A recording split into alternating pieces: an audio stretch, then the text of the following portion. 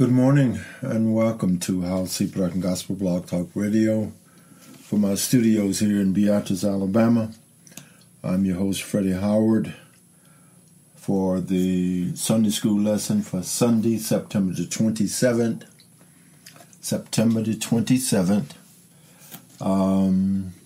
The lesson number 4. Our subject is Reveal Love.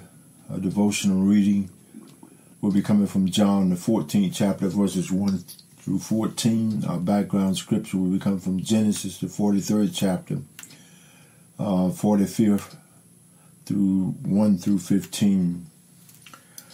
We are Antioch number 1 Baptist Church there in Tunnel Springs, Alabama at 45 Church Street, Peterman, 36471. Our telephone number is 251-564-2171. The church where everybody is somebody and Christ is the head. Reverend Whalen Olive is our pastor. Sister Joyce Olive is our first lady. And our clerk is Miss Lisa Starwer. We have Sunday school every Sunday, normally at 9:30 a.m., but we are, for the last several months, we have been broadcasting the Sunday school lesson on Facebook, as well as Peterman Gospel Blog Talk Radio, located here in 231 6th Avenue here in Beatrice, Alabama. Our studios are located in here where we do all of our broadcasting and music from. Our worship services on 2nd, 4th, and 5th Sunday. This is the 4th Sunday coming up in this month. And so Sunday services will be tomorrow at 8:30 a.m. Normally they are 11 a.m. and they are held, as many churches are, in parking lots and vacant lots throughout this country. We here at Antioch is no different.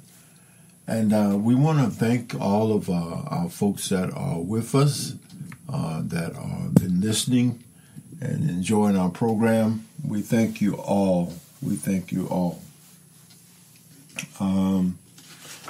We hope you enjoyed last week's Sunday school lesson.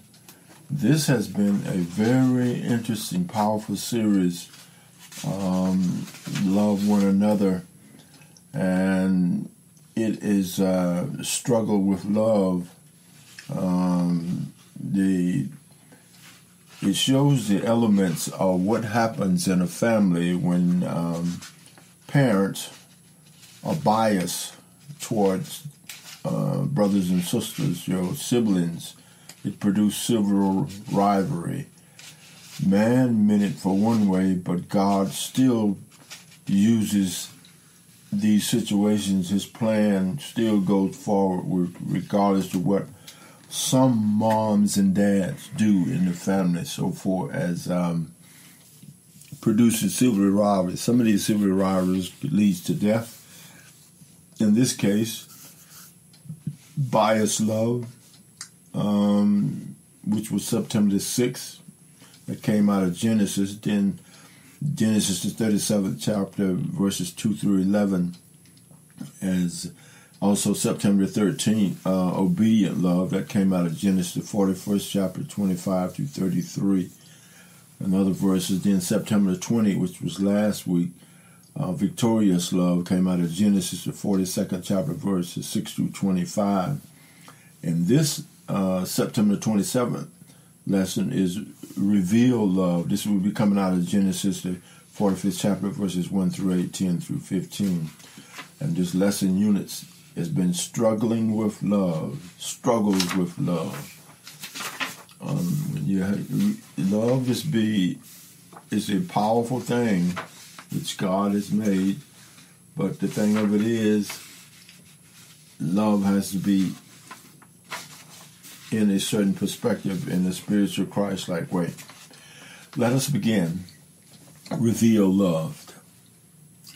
Then Joseph could not refrain himself before all them that stood by him, and he cried, caused every man to go out from him, and there stood no man with him, while Joseph made himself known unto his brothers.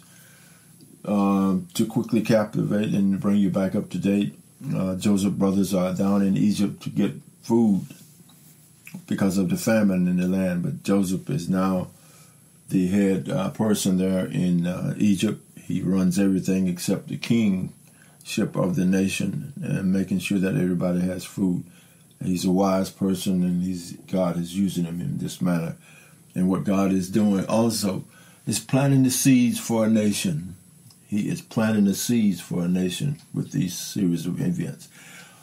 Okay, and he wept aloud, and the Egyptians and the house of Pharaoh heard.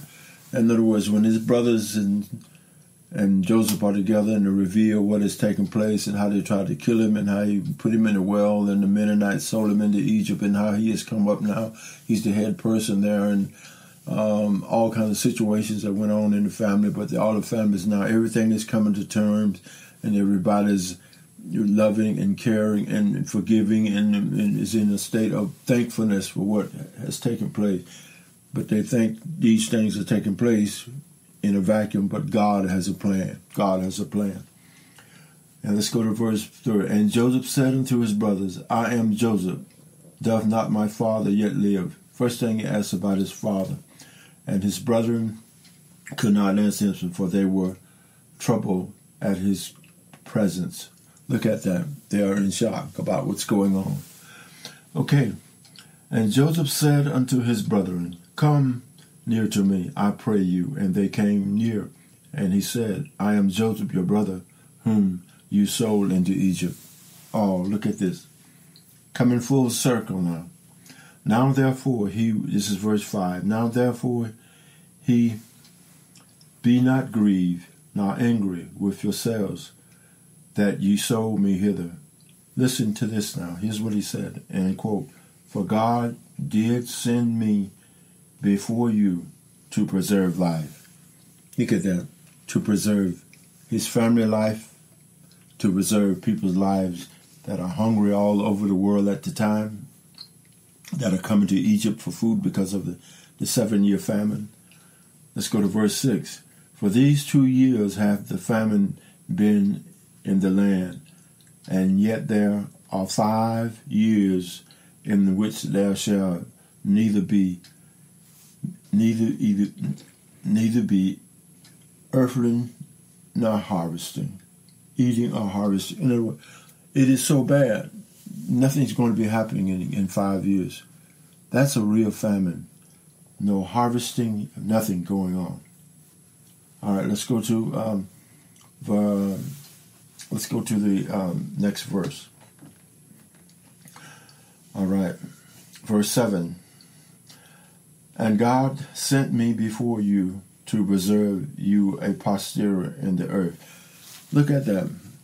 I mentioned earlier that other people were saved, but that was to save God's family. That was to save a nation, the seeds to a nation. God knows how to work things out. We don't know all what's taking place with what God is doing, but God has a plan. Sometimes we get in the way of his plan, but that does not stop his plan. It's still going to go forward. And God sent me before you to preserve you a posterior in the earth and to save your lives by a great deliverance. Look at that, a great deliverance. So now it was not yet that sent me hither. So now it was not you that sent me hither, but God. God sent him, okay? And he had made me father to Pharaoh and Lord of all his house and a ruler throughout all the land of Egypt. He's telling them about his accolades and about who he is and what his responsibilities are. Great responsibilities indeed. God can use you. I don't care how bad situations get, whatever your situation is, you keep holding on to God's hand. Someday he will raise you up. Someday you will stand in victory. Stay with Jesus Christ. All right. In spite of what was going on in Joseph's life, he stayed with Jesus Christ. Even when they put him in the well, even when the Mennonites sold him into Egypt, even all awesome things taking place. Okay, in verse 10, and thou shalt dwell in the land of Goshen, and thou shalt be near unto me, thou and thy children, and thy children's children, and thy flock, and thy herd, and all thou hast. Look at that. He's telling them that your family will stay here in Goshen, and all that you have and everything that you have will be preserved. This is because of God's plan, all right, for them. And there will I nourish thee, for yet there are 5 years of famine. Joseph said, I'm going to nourish you. I'm going to take care of you. These are the same brothers that sold him, that put him in a well and hoped that he would die. Oh, these are the same brothers that killed that animal and took that coat off him and put animal blood on him and convinced his father that he was missing. These same brothers. Look who's taking care of them now. Joseph is. And behold, your eyes see the eyes of my brother Benjamin that is in my mouth, that speaketh unto you. Oh, look at that. Okay, look at that. I want to go back to 11 again and read it. And there will I nourish thee, for yet there are 5 years of famine, lest thou and the household and all that thou hast come to poverty. Look at that brother, what he's doing for the rest of the brothers that put upon him. All right, that tried to kill him. All right, let's go to verse number 13. And ye shall tell my father of all my glory in Egypt, and all that ye have seen, and ye shall haste and bring down my father hither. Go get my father. Look at that. God is awfully good. Plans for you and I. God has plans for you. Be faithful. Be not grieved. This is the key verse. Be not grieved nor angry with yourselves that thou sold me hither. For God did send me before you and to preserve life. Genesis 45:5. Okay, let's go to verse 14. And he fell upon his brother's neck and wept, and Benjamin wept upon his neck. They are crying upon each other's shoulder, and their heads are laying in the locks of their shoulders, on their shoulders of their brother. Moreover, he kissed all his brethren and wept upon them, and after that his brethren talked with him. Oh, man. This lesson aim is to prepare the lesson as each learner will be able to recount the occasion on which Joseph revealed his identity to his brothers. We just did that. Explain the inexperience of Joseph understanding God's plan when seeking to reassure his brothers. Explain the importance of Joseph's understanding of God's plan when seeking to reassure his brothers. Joseph understood what God was doing, planning a nation, preserving a people. His brothers and his fathers and him is the seed of that new generation that will be coming out of Egypt in the years to come.